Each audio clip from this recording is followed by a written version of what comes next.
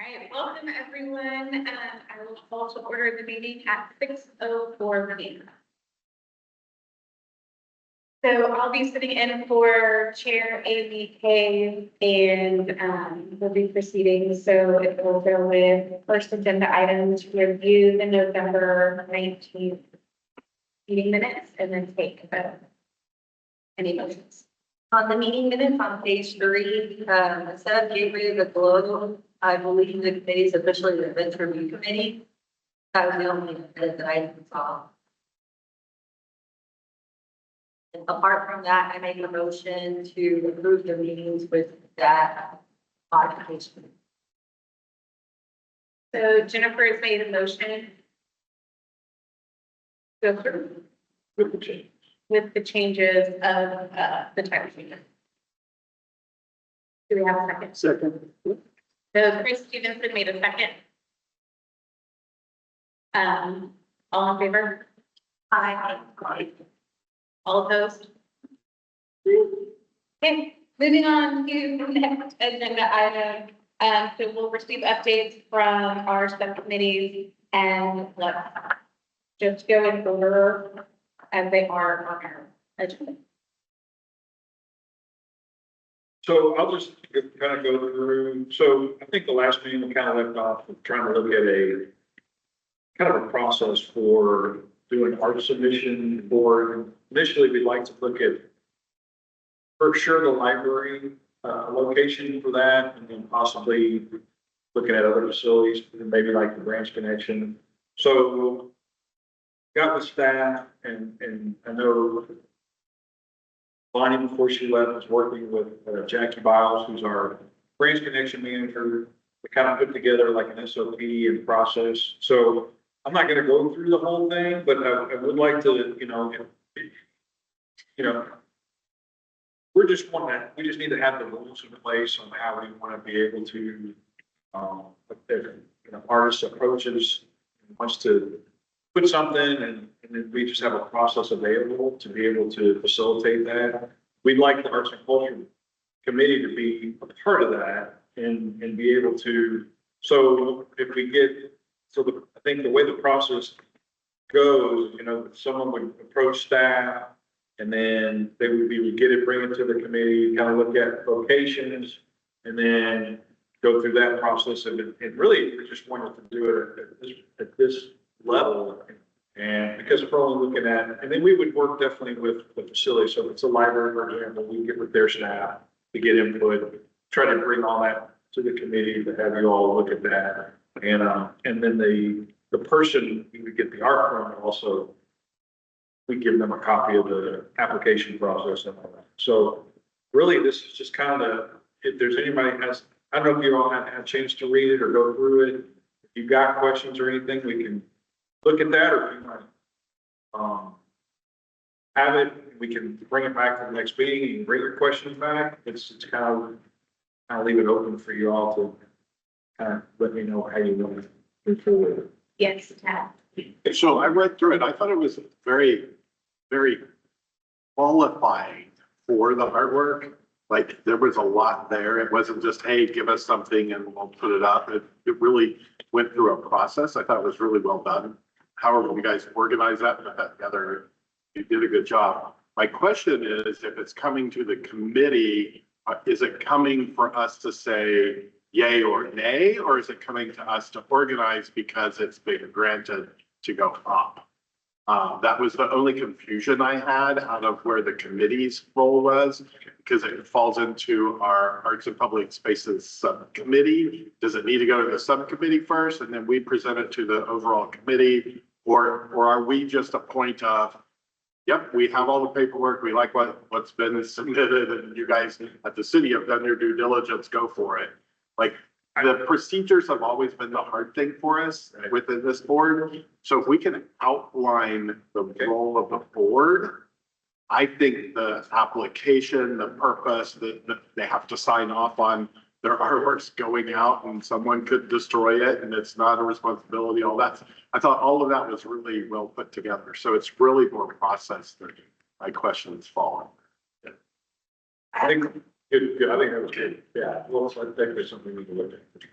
I have a comment that got brought up this meeting when I went to go to the Carrollton Library to ask about their processes of displaying information like the Gateway of the Globe. And one of the things that might be useful to add in that is to specify like the time it might take from submission to actually making something, just to give people an idea, because the Carrollton ones, it's pretty extensive. It's almost like a year out, at least 6 months.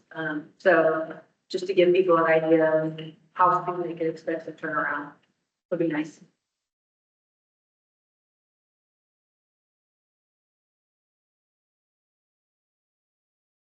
Any other feedback? The only other question is, I noticed on the website, we actually already say something about the art and public spaces application. So will this be posted there for them to apply, or do they have to print it and, art and application? I think the role of this was just for artwork we were going to display in the facility and like either branch connection with the library.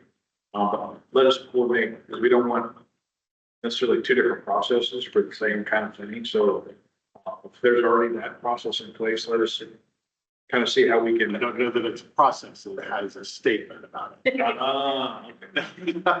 So maybe this can be the process. Actually, State, Maybe we'll go like, oh, I read them that they actually need to come together from what was stated and what this is going to be, or someone will get confused, but it's all one program in my mind.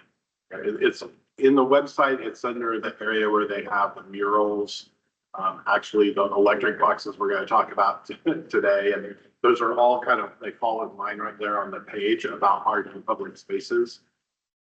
So it should somehow meld together, I think. Just to clarify, are we thinking these would be paid, or because it describes it as being a loan, it's not something that the artist would be paid? yeah, I think it'd be long because, what I think started this was, especially the art association, Carroll Park Ranch Art Association, there who work with City of Carroll and they in their facilities. We're kind of really create another avenue for that group to be able to put artwork out. We just didn't want to say, hey, we take it and put it up. We just wanted to kind of have some parameters. formalize it a little bit. And then also, have this committee, like, or, have some kind of weigh in and, and I think that's why this looks at the appropriateness and all that kind of stuff. It might be something we, as thinking through it, I might want to make sure we give it the, city attorney, just to make sure that once we implement, so we don't have any conflicts with, what I wouldn't want to do is put the board in a position to tell somebody no that really wants to put something. I mean, I just need to think freedom of speech kind of stuff. I want to make sure that we're okay. So I'll probably at least let them peruse it and make sure this is something. And I don't know if it's necessarily, I didn't really think initially to go to council, but I'll check on that as well and see if that's something. I guess I'm just trying to think that through. So an artist is gonna create a piece, or maybe they have something they've already created that they're gonna present as a possibility. You're gonna think it's on loan for a specific period. Yeah, because I think if I remember correctly, part of this was in connection to utilizing spaces that are already available in ways we could have kind of informal gallery showings, and so things would be temporary. So it would be something that would rotate in and rotate out. Gotcha. And so I think when we were discussing that, that's where those parameters came from, because we didn't want to commit to things that we couldn't hang on certain walls, or what is the permanence, the size, those kinds of things. So I think that's where this conversation came from. Well, I think they have insurance responsibility and other things. If they haven't signed off knowing Yeah, the insurance does not cover their piece, they have to provide their own certificate of insurance, that kind of thing. I think it's a great starting point. I think now it's just the nuance, and then how is this not art in public spaces, yet art in public spaces versus large pieces that are permanent installations and things like that. I think is where the questions come from. I have a question.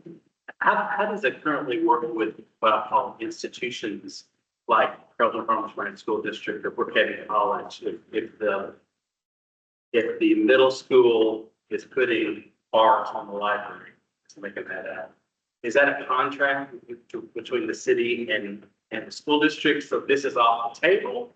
Or does this apply that every student would have to fill this out? Or I don't even know what I'm asking. I'm just Yeah. wondering. I know the school district puts art in public spaces right now, so how does that work? I can speak more to it on my end, that we've gone through, and it's really just me reaching out to the director at the library, saying, these are, the dates I would like, for these displays. And then we do have, the Department of Branch Carrollton Art Association, they have a contest for our students, for our high school students.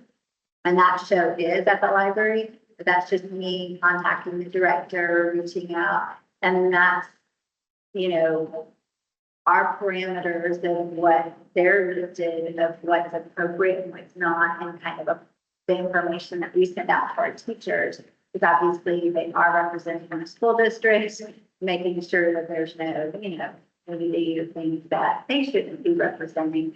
And then that's displayed. And then I'll also do one in March for the Texas Big Art Day. And then it's all the Farmers Branch schools in the district. Again, I just reached out to the director, get some dates, teachers go put up the material, and so getting. So that's how we've done it in the past. So I would think that's a very different program than art on loan. And I would say that's more of a program too. That's kind of a program we've established with the library. And I did have conversations, the library did have some that reviewed this as well. And we did speak with them, and what I don't want to do is, I said, I don't want to mess anything up that you're already doing. This is like, because that's also temporary, you know, that's working with the school. So what we'd be looking at is like a couple of walls in the library that would be a place where we have our display. And it would be there for a certain period of time, and that's kind of where it would always be. That's how I envisioned it, and I think that's how Carrollton kind of does theirs. So, Yeah, they have an Orient style screen that has like a mesh and they can just kind of put them on both sides. and I actually think we have, because speaking with them, I don't know if they have even as high level criteria as this. I think theirs is pretty, it's still a little bit informal. Which, you know, I figure if we haven't done it, we want to establish something, let's go ahead and do it before we get the rules in place now instead of wait till later. Well, I think it makes sense because you could have like this facility, that at some point we want to say, these are very empty walls. We want to be able to have a way to dress them up and offer that. And so I think it makes sense, or City Hall even, you know, there could be other places that are city owned, Branch Connection, the rec center, all of them could end up with something. And I think that's where I'd like it to go, would be start, because the library has already kind of been a place where we feature art shows, school district, the outreach. But like the Branch Connection with the remodel, we just have a lot of blank wall in there. And so I think it'd be great to be able to bring stuff in, but then kind of rotate, you know, I don't, because just from staff perspective, you know, whatever art we buy and put up, within a year, it's gonna be like, why do we still have it? You know, I want it to be where it's more dynamic than that, so. when you used to walk in the library, and they had that space right to the left where they would constantly have different shows. That was The really. innovation zone is what. Yeah, they've changed it now. Exactly, Minor exactly. zone, so. Yeah, but that's still kind of the concept of, if that was constantly utilized, throughout the year for art. Yeah, I think that we can discuss some partnerships with like local businesses, like, I think the breakfast place over off Midway was mentioned because they have pretty blank square walls. And I think the Farmers Branch Carrollton Art Association was gonna reach out to them directly to kind of have like a rotating art stuff. But then like some banks or businesses that have like a big lobby area where the art on loan could be utilized, that those would be great like partnerships. Yeah, I think those buildings and those entities that own them would need to run their own program. Just the way we've done it from a corporate standpoint, because there's a lot of insurance and other liability things you would do. But when it's city driven, it's city property, it's a public space. This gives you a way to manage it instead of someone saying it's not fair. No, everything goes through the same process. How long's it up there? Who judges it? Well, my friend Betty at the front counter told me I could put it there. Betty's not in charge, you know, that kind of thing. So. Yeah. It's a great way to formalize it and just have coverage for both the artists. Yeah, I think it's good, but just, I think it's more about process, what we need to do. Right. That makes sense. And I kind of looked at that. I think there's a little bit in here, but you're right, it's not, I don't think it's very clear. I think it just says you're all. I would like the roadmap Yeah. from application to Mhm. execution. I think it's what we kind of need to know. You have other things you want to discuss under the public art in public spaces? We do. Yeah. You want to start?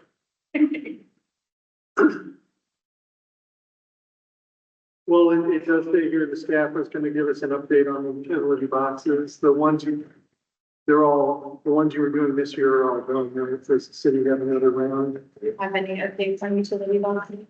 So I know we were, last meeting, I know Bonnie was working with Rachel. I had to follow up with her, see kind of where we are. And I know we talked about our contest as well, but. That's what we're going to talk about. Oh, okay, What so. was the contest for? I guess we just wanted to know if there was, I can't remember exactly what it was. If it was the number, a potential number of utility boxes. I thought they had 5 of them. One was flowers, one was sports, one Yeah. was golf, pickleball, the other one was sports over here, the other was flowers, and then the animals, and I can't remember what the 5th one was. So I've seen 4 of the 5 that are up. Yeah, I want to say they're, I'll double check it. 'Cause I'm not sure if we were working with Rachel Johnson and she actually got them installed or, I don't remember how we had that process set up. So I'll do a follow-up on the next. I have a question about that. Yes, ma'am. As I drive through our city and I see the box at the dog park, I don't ever remember seeing that art on the committee. Is the process that we see the art, or is the process that we just say, oh, that's the box and staff does the art, or, and I don't care. I just, it's interesting. That was the when I drive, fifth one. and I'm like, oh, that looks cool, but we used to see the art before it was up, and now it's kind of like been happening behind the scenes. Well, I know there was some based on the contest at one point, right? The initial. So that was 2-3 years ago that Dawn did. it. She led that group of them. And then this last year's, what happened was the city, I don't know who, but someone within the overall council decided they really wanted to support the economic pieces. So with the new sports center, the pickleball tournament, they made that decision on what boxes and what wrap, but we didn't do the And the content. staff designed them, there wasn't. Yeah, so my question is, so council, someone on council said, hey, let's tie sports stuff to Brookhaven Country Club. Awesome. We all heard that. Great. Okay, staff creates the art. Awesome, great. It never went back to council for approval. It never came to us for approval. I don't care, but did it go to anyone for approval, or did just the artist create it? It got slapped on the box, and that seemed weird to me. I think it was all just internal Yeah. decision driven. And so I guess my question is that how you want it, or do we want there to be a process? I Is think the community involved or not? Right, I think there needs to be a Okay. process. So, I think Bonnie showed us, but I don't know, it was not a vote, it was like very. but I think you're right there to a certain extent. If the Arts and Culture Committee, to me, you all should weigh in on it.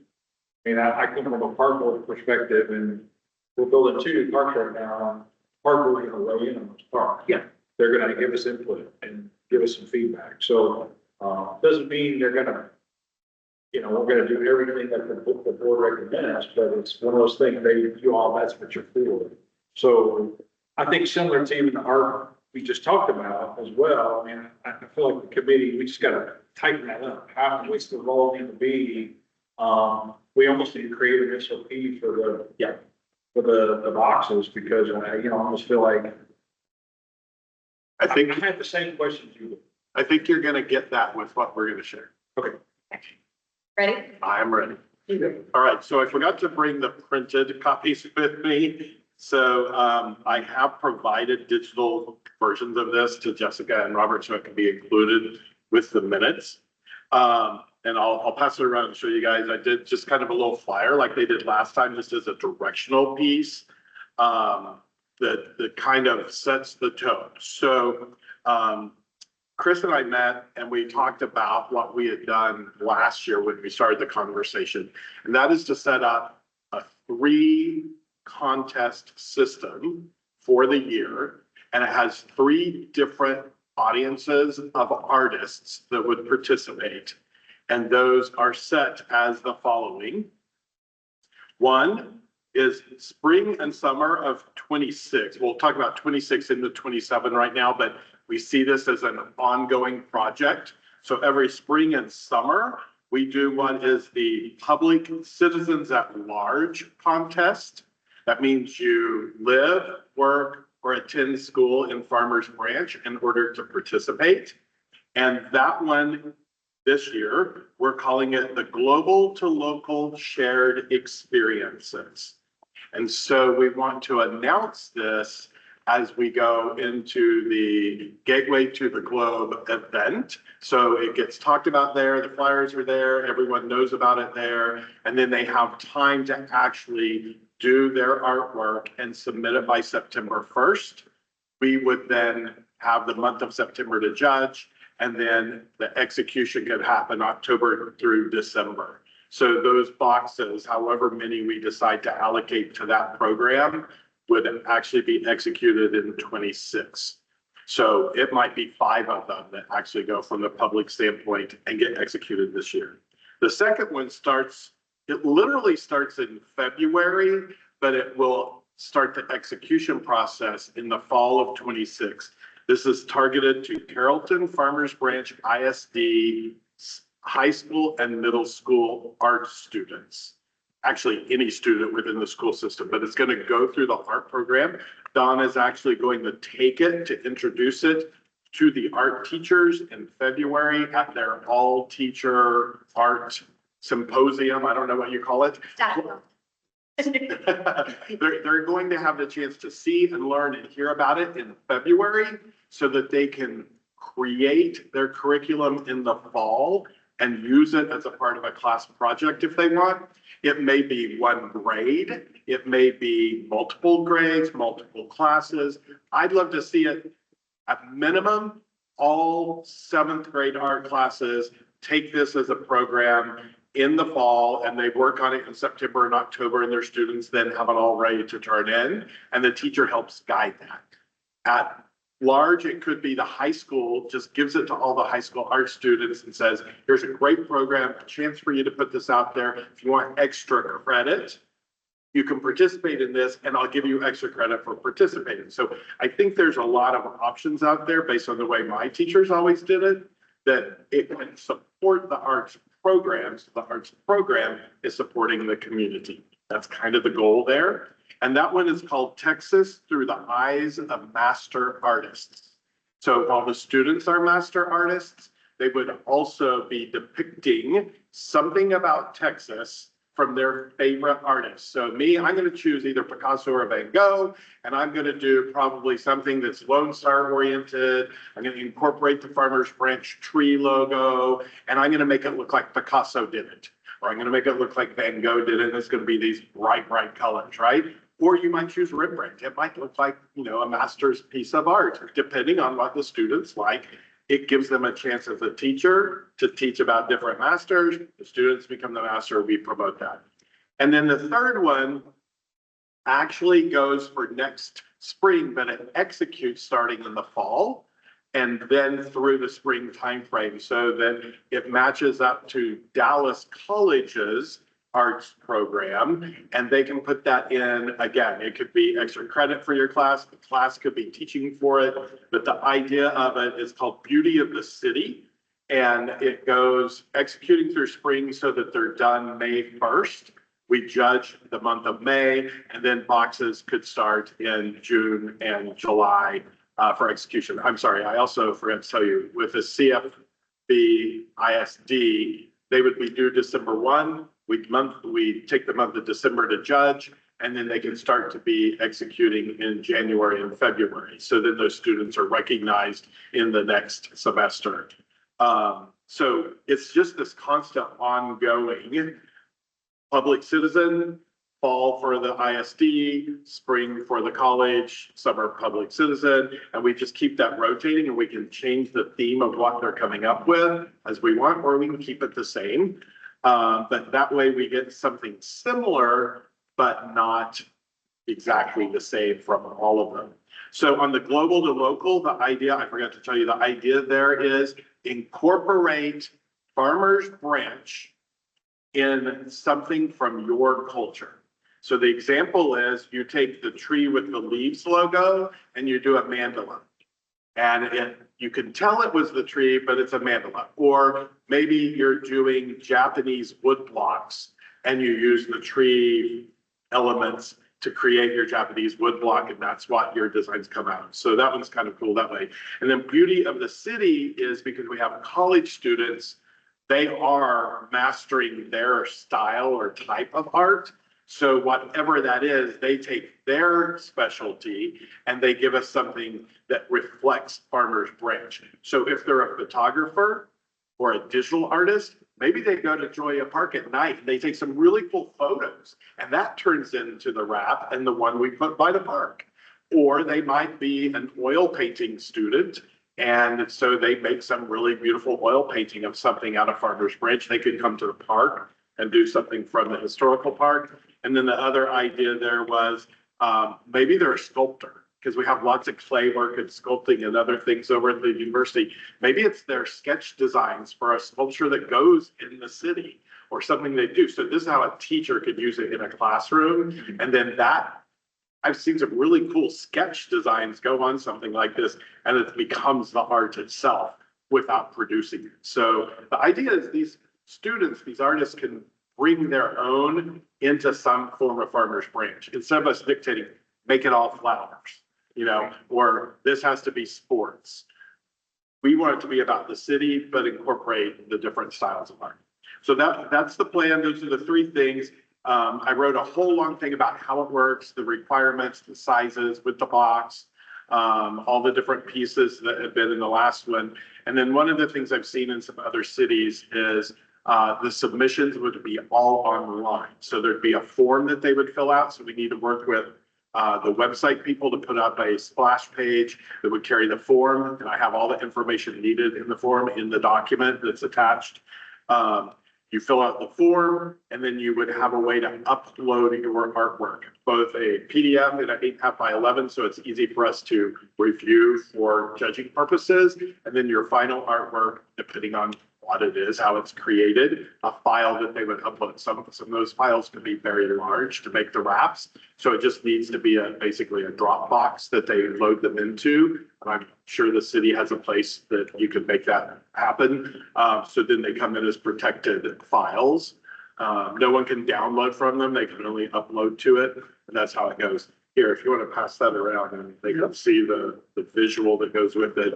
I think it's ready to go to introduce once we just look at, artwork, and the city can go create whatever they want to do. We would love to see it on social. We'd love to see the flyers and posters at like Gateway to the Globe. And it can talk about all of them. Every time we do it, it can always talk about all of them. But then they can go to the website and get more details. And the website's already set up. There's 3 buttons that take you nowhere to see the description for the size of the box that you have to fill out, and instead the rules and how all of it works. So it's just sitting and waiting for everything I wrote up. I'm sure an attorney will need to, just review it, make sure we've given all the checks and balances to it. But I think we're ready to go if everyone approves it and the city then can launch it. Great. Thank you. Yeah. I think what probably something needs to happen is probably, I think the board needs to review it and then kind of weigh in on if this is the, because we just talked about how the boxes are. We don't really have any, you've set some rules for it. And so I think the committee should weigh in on, okay, we approve all the rules this, I mean, it's a subcommittee report. Yeah. So I think it should come back. No, it needs a Yeah, I good. think we should bring it back at the February meeting. Yes. Have, everybody would have time to review it and then vote on it. And then that'll give us time also to make sure, because the questions I have, first of all, I remember having these conversations with, how many boxes do we even have left to cover? Some of the concerns I have are, want to make sure, I feel like council's gonna want to weigh in on where these go. They haven't so far necessarily, but we're going to do it.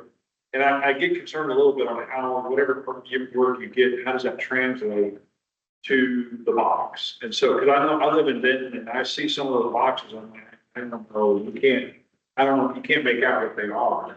And part of me is like, you want to show your card off, but if you can't see. That'd be part of the selection process. Exactly. So I think that's part of it is we just need to, and then, well, what I get concerned with is, because they're so seen, I want to make sure that that you all have the opportunity to weigh in, you judge, and then it probably needs to go, I need to get input, just council need to weigh in. If they don't want to, that's fine. We need to get a yes or no from them. And, you know, it could be their parameters are, we want, because I know the direction you have on, like, just like, the ones we just did. Oh, we want to do sports, we want to do these places. Okay, well, that's the kind of thing, direction we need. And then, you just tell us where you want them, what you kind of want, and then we do our contest, we judge them. Do you want to see them once we give it? Once the committee comes up with their choices. So I guess I just need some feedback. So I think we'll move the train. So we'll get this to the next meeting. You guys all weigh in. Any other input? We'll formally vote with whatever changes. You can vote with changes. Yeah. But we'll have it as an action item. And So then, will you get that document out to everyone so they can read it early? yes, so what we can do is we can go ahead and, yeah, we can email that out. Yeah, once you get it, you gave it to us already. Yeah, we'll send it out and you guys can start looking at it. I'll review it as well to make sure, see what our next steps need to be. Now, in the document, we did not talk about which boxes on the map, and here's why. In the past, we were told it comes down to budget for how many can be done, and we have no idea what the budget is, so we weren't trying to dictate. We assumed it would probably stay 5 or 6. We're not trying to publicly announce that either. We're putting up contests, we're taking submissions, And and then you're gonna tell us, right, if you tell us there's up to 5 and we only like 3 of the designs, then we'll give you the 3 we want to do. I think it's so for this year, it's really the public citizen one that would go contest through the summer. September, we judge, and they're placed in the fall. That's the only one that actually affects the budget for this year. Because the other ones that are a fall contest get produced next year and then the following year. So it's like, we're kind of kick-starting this process. We can do more to begin with. Well, from what I understand, I'm not sure. I need to go investigate how they were budgeted, because I'm not sure where the funding was coming from. So that's gonna be on staff, on our end, to try to find out how Bonnie was getting those funded. Yep. It was her and Hillary between the two, they had a venue budget and a historical park budget that's somewhere was getting budgeted. So I gotta go find out where those funding was. We're about to start the new budget process, so I think it needs to be a little more formal where we go ahead and say, okay, this is how much we're gonna spend a year. We know what it gets And we us. know, and how many, and we know how much they cost to produce and put on and install. Is it about $1,000? That what I remember? That sounds about right, because I want to say it was 3, maybe 5 for 5, yeah. So I would say, I'm thinking 5,000 for about 5, so that sounds. So- I love this because it's a program and it makes sense. If I was on council, I feel like we can play whack-a-mole, which is kind of what I'm hearing you say. And what I would love is, okay, here's the part of the program, and then we need 5 boxes every quarter for a total of 20 boxes a year. Robert knows that's $20,000. Council, we only budgeted 5,000. We need 15,000 more. That's it can be a hard decision, but honestly, $15,000 in the scheme of things is not, if they love the program and it's comprehensive and we have our ducks in a row, that's an easy yes. when we go 3 at a time and it's whack-a-mole, then not everyone needs to have an idea and it starts spending lots of time on small budget items that do have high visibility, but in the scheme of things, and your point about the Denton box is very true. If the art doesn't fit the box, it looks silly. And then the other side of that is when the art fits the box perfectly, it looks phenomenal. And so it just seems like that this is a great. We also lose momentum, and we lost momentum from when we started this with the schools and with them. And so when you're doing it, like you have listed out, then they know, well, next year, and they kind of get excited about the opportunity because then they start to see it. But I know we lost all momentum because Of changes. it hadn't happened. And I really, because there's also so many boxes. I mean, we only have so many. Right. So my concern is, I want to make sure that, okay, you have a beginning and an end, right? So we've already done, by the time these other ones get on, we'll have like 8 or 9 going, I think. But I only think we have maybe 50 or so. I don't remember. I feel like. And so I have the answer to that from actually reading about some of the other programs in other cities. You're never going to run out of boxes, and I'll tell you because these wraps, depending on the weather, are gonna need to be replaced about every 2 years. Again, could even be sooner than that if our weather's totally crazy. So, you know, you're never going to run out. And even though some boxes are in weird places, they may never get anything for all 50. We end up with 20 of them that become a constant rotation every so often. They get. And I think that goes to your point, David. So once we get them all done, then we're gonna have to start over. Right? Yeah. Basically where we started, we start over. By then it'll be 2, 3, 4 years. So I think there just needs to be some thought process on how we do it and, Number of dollars. yeah, and, you know, and then how we budget for it. And in that way, it's very clear. We start October 1st with X amount of money. That's when because that's when our budget starts. So to me, we should, in my mind, and I know you guys want to get going really fast, this is really something we should ask for in the budget for next year, is what we're working on. We're about to start working. It's just the budget, we won't get the money until October. But even going for October money, we have to be executing now. And maybe So that we have the contest done, we have the artwork done, we, you know, to even match up to that. But that's the beauty of it. It makes a SOP framework and we can scale, we can, you know. But the one concern I would have would be that if you go through you put it out now and then say that we don't get the funding. So you hold on to that until we do get funding. I almost wonder if we have that money in the bank before we go out and try to solicit. But, you know, we might have some money now where I can go find and identify some money. I'll look at what we've spent currently and see. We were told there was money somewhere for 2026, but when you get to the October, I don't know if that was in the. those are actually 2025 I think they were. to get executed out of 25. And that's why we were told we have something. So if we get our first thing by September, it's still $26 from an execution standpoint. And then the next round starts the next year. So trying to look at it from a fiscal standpoint. From looking at the budget, it looks like they reallocated resources to cover those costs. So there wasn't an No one identified, can ever tell it. yeah, there wasn't an identified line item. And so that's where Robert's coming from. We need to have that identified line item. And then reallocate the resources that were used for the boxes back to what they're originated for. Because that's kind of how the budget goes and that's how it's approved by the line item. And so I kind of hearing what you're saying.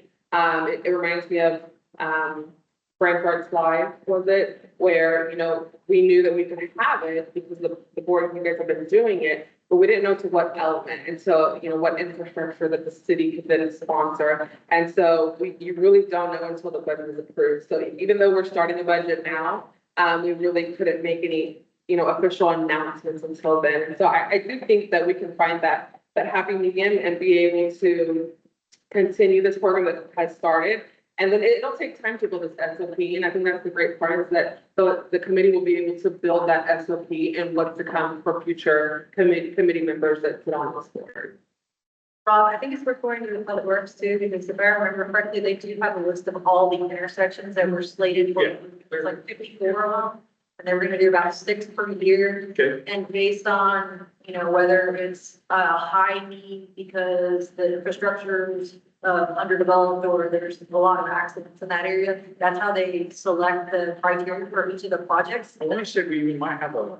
We have a map that shows that. Yeah, I think it's a later contract. It shows, so, yeah. But then the other thing to consider is, a lot of the Fed-driven, like NCT cog or City of Dallas, like improvement plans, like smart street or complete streets or safe streets, they have a bit of money set aside for like beautification and like art projects and stuff like that built into them, which is where a lot of the cities will get the money to put those wraps around those electrical boxes that are gonna be installed new at that intersection. So that's probably where that money's coming from. You just have to dig through those contracts and see, if you can really piecemeal out exactly what it's at. Well, we'll figure it, yeah. I think what we'll do is we'll get the program tab, we'll put it in the agenda for next time. I can go ahead and find out. These are all things I can find out for the community. So, I mean, I'm thinking, it's not gonna be 6 months. I mean, we can. I think the frustration comes. I really think kind of ties in with, school district, for Kevin Collin, all the community things that I think are part of the strategic, like usually in every strategic plan, community access is a big deal. It seems like you're.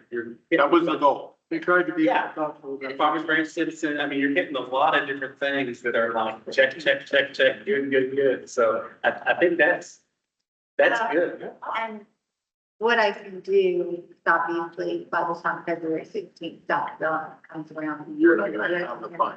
But I can talk to them about it, about, It works. and what's in the works. So this way, they're at least prepared for it, and they've heard it from me. And then I can say, whenever I push this out, you'll know what it is, and so at least if it's introduced and it's not. That's good, because that's the whole So thing. just keep it moving, get excitement going, and I'll plan to do that. That's great. Sure. All right, can we move on to the next subcommittee update? I'm sorry, I really wanted to ask, because on the last meeting, we talked about the sculptures on Mercer Parkway, so I just wanted to ask. Yes. I need to, 5 I minutes, need to get you guys an update on that. So okay, I will work on that. next meeting, okay. So next is artist outreach. Do you have any updates today? First outreach, we've been working on the signs, so we divided up a list of, this is the artist list. There's an artist registry database that anyone can access from the city website. There's about 60 people who submitted their names. And we've created about 60 signs yard signs that say Farmers Branch resident artist. And so we're dividing up that list. I sent out 20 emails to people. They've been coming back to me.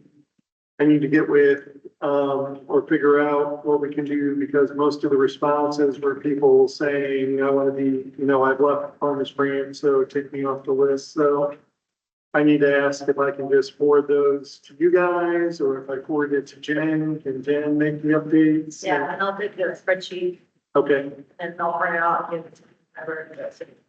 okay, great. But I delivered 2 signs yesterday. I've got another one to deliver, so, we're getting them out there. So, Where do we pick up the signs and stuff? So Rita actually picked all of them out this week from here from the park. So Rita has them in her possession. Yes. Rita has them in her possession. Okay. Rita gave me 20, and she's got 20 for you when you're ready to get them. Yeah. All right. Moving on, next subcommittee update. Do you have anything for art festivals? No, I do not. I mean, I know we talked about a coinciding date from this year. We talked about that, and we did our post meeting that we, discussed, you know, all the things we want to do better or change or alter or for the next year. So we have, Perfect. it'll be a working process. All right, moving on to strategic planning. We don't have. Okay, no updates today. That's all right. No update. Okay, and then, the events review. Okay, so, met, earlier this month, and we had a small showing, but we still had a lot of constructive information. There was a lot of discussion about the Christmas event and how well it was run. There was a couple of little issues with like Disney style lines needed because people were coming in and out of areas. One thing that got brought up that I think generally all events that are done by the city, there's a discussion about having kind of like a little pep rally at the start, involved with the volunteers to remind people, hey, we're here for the kids, for the people in our community, like, you may have had a bad day, but let's put that aside here. Let's, make it enjoyable for all. And I think there were some feathers that were ruffled because there was just a little bit of frustration. And I think part of that was just, it's gonna be resolved in future years, but, and then also transferring of shifts, for volunteers, just making sure there's a little bit of overlap to do kind of the reminder again. Hey, remember you're here for the city, let's make it fun for them. Then I just wanted to mention that the Taste of Addison is no longer gonna go on after 30 years. So there's a lot of opportunities that we can pull from things, vendors, performers and stuff like that, that, hopefully we're gonna be able to grasp some from Gateway to the Globe in the future years and stuff like that. So Gateway to the Globe, we're sticking to March 28th from 4 to 9 p.m., I believe. And we're going to try to have 14 acts with 15-minute increments of performances. And because a lot of the artist performers are paid by the hour, that gives a little bit of flexibility where if a performer performs and then 2 performances later, we can get them out there with their costume hopefully still on and maybe have part of the fashion show displaying the regalia that they're wearing and so forth. We talked about the layout of the park. It'll be similar, I believe, to last year where there was a main stage here that opens up this way, but then there was discussion about utilizing more areas of the park for some of the activities and crafts and events. So you can kind of move around the park, but for the most part, the like performances and stuff like that can all be viewed with all the vendors out back and the food trucks out here facing inwards.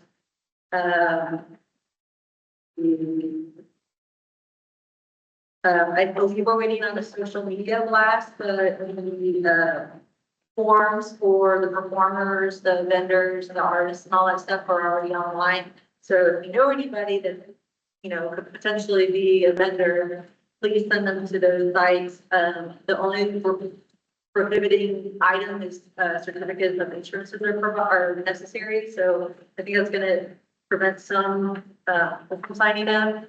And one of the fun things is we're gonna have 4 pinatas with 1 adult theme pinata at the end. So we're still talking about that. But it's gonna be hopefully a really awesome event again.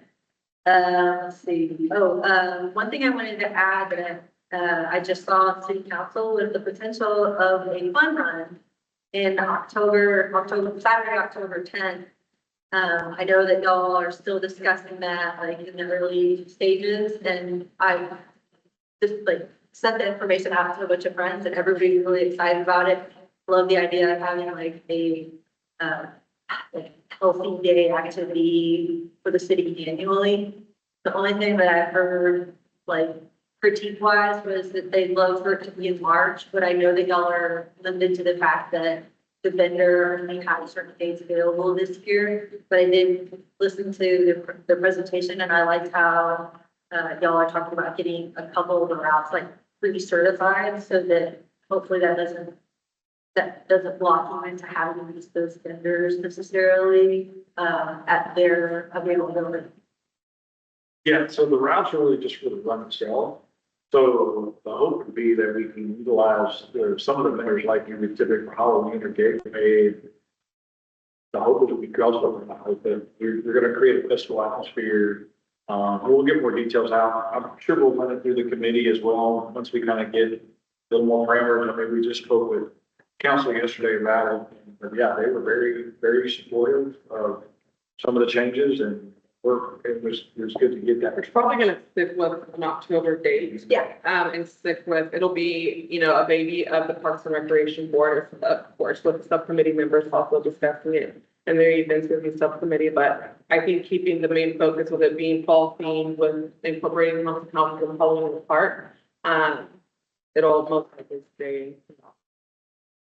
Yeah, I like that. I think ways that the reason I'm bringing it up here is because like as a committee, we can come up with ways to incorporate our like certain intersections or certain like areas that are gonna be where the run goes through, have them like paint like something with sidewalk chalk on the street in that area. So when you go by, you see it, kind of get an idea of where the route is.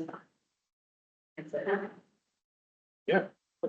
So from just a cultural understanding, you're saying the fall to match up to Halloween in the park? Yeah, so we would do like a combination. So Halloween park usually the last Saturday of the month. And then you have haunted houses, which is a less scarier, scaled down Halloween event for young kids. It's usually during the week from like a 4 to 6 time frame for those, preschool kids, early elementary school kids, late elementary school kids. And so just kind of combining that into this year, 2026 date will be October 10th. And so starting with 5K and then kind of that same day, same So you location. get all the events in one day, Yeah. early morning to evening. Exactly. We really currently, we don't have, I don't know if y'all remember, the Bluegrass Festival was a 2-day all-day festival. So we don't have that anymore, and all the other events that we do are pretty much evening. So this is, the run kind of was one of those things, well, let's just take that and just make it a whole thing. And so we're gonna go remnants of a bluegrass type thing, but we basically have runs, which starts at basically 7:30, 8 o'clock. And we'd have activities after that and it'd be going all day until the evening. So the run would start in here? Yeah, we want to start, because we have funding already for Halloween in the park. That's already been allocated, so we're just reallocating that for this event. Cool. it'd be cool to incorporate some of the old like farmers branch market.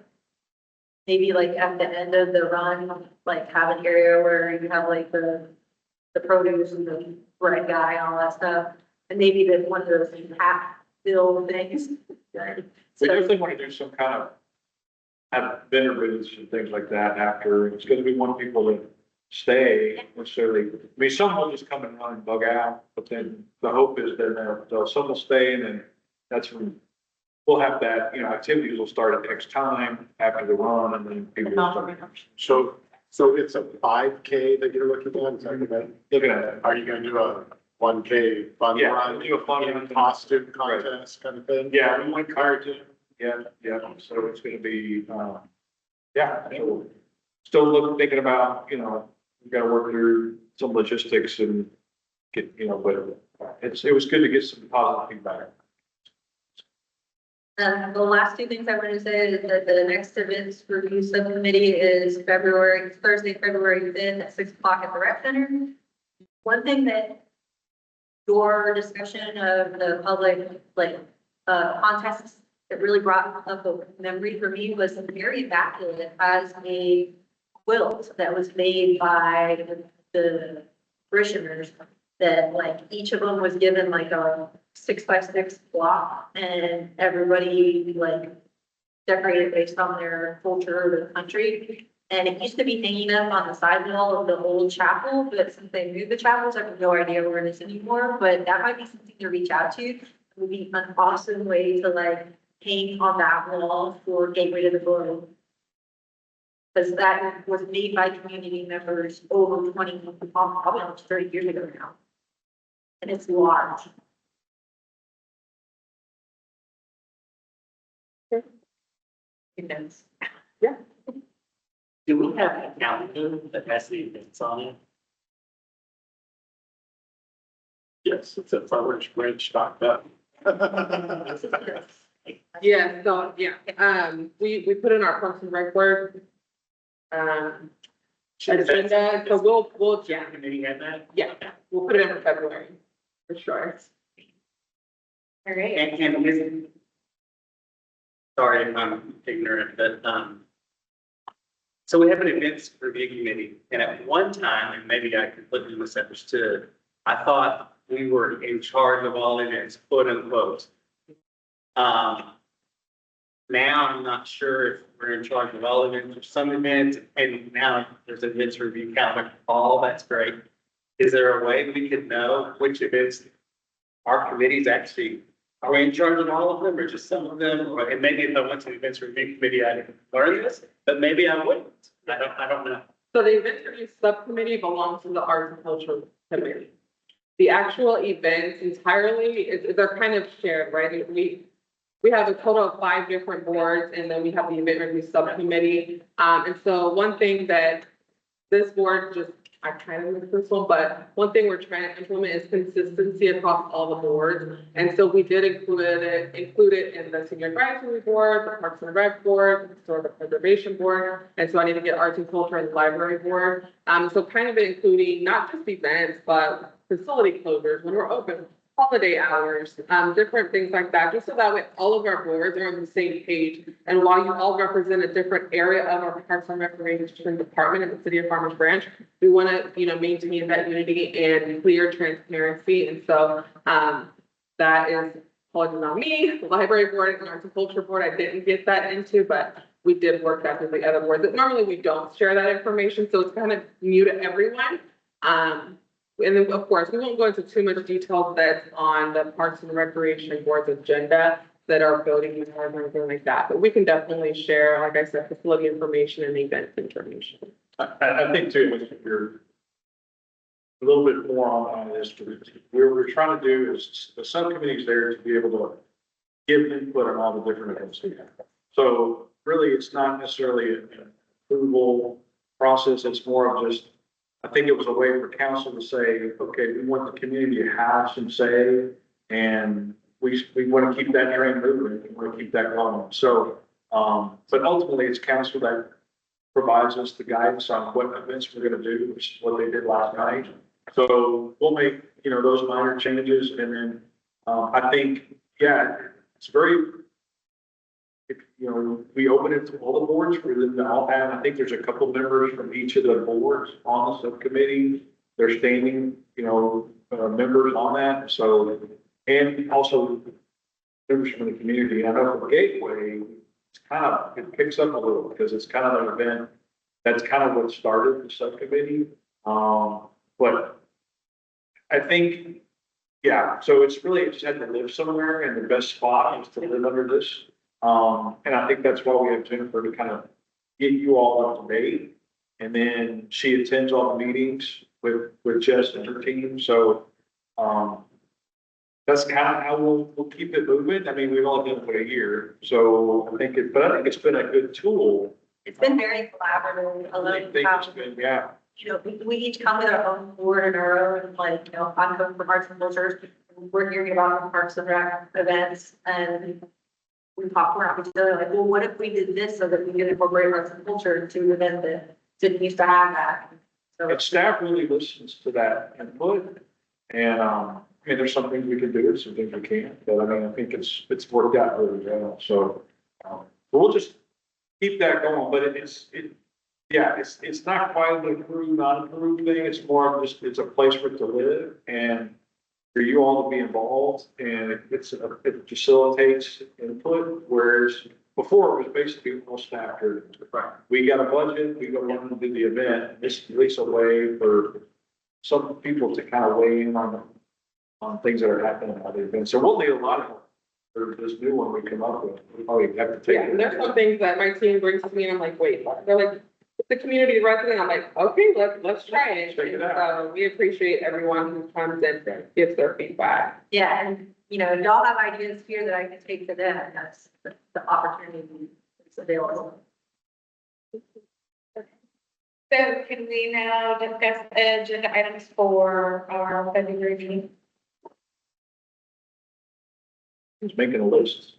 So they have review and approval of the, Electrical box contest. yes, for us to do, And I'll have that as an action item at the next meeting. Update from staff on the Mercer. Or, yes. And then, Did you mean you want photos of them about?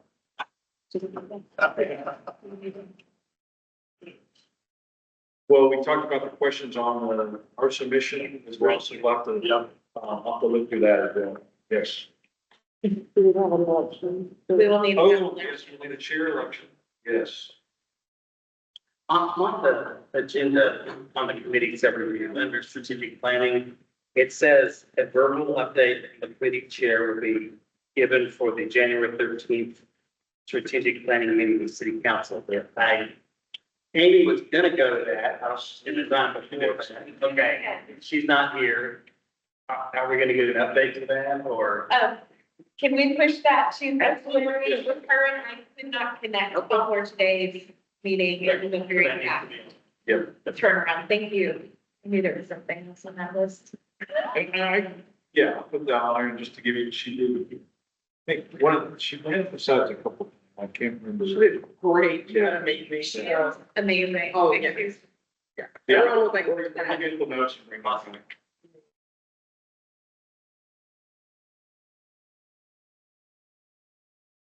Anything other than election review?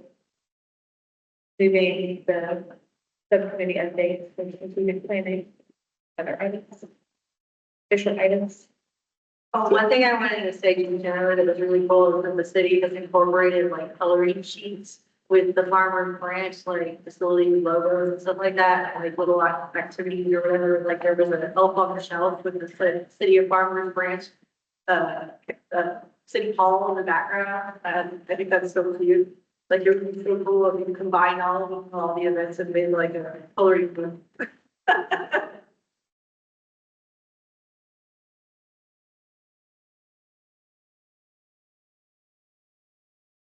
I'm ready. I'll make the motion to adjourn. Second. So all in favor of adjourning? Um, All, not in favor, I just lost my word. Okay, great. We are officially adjourned at 7:07 PM.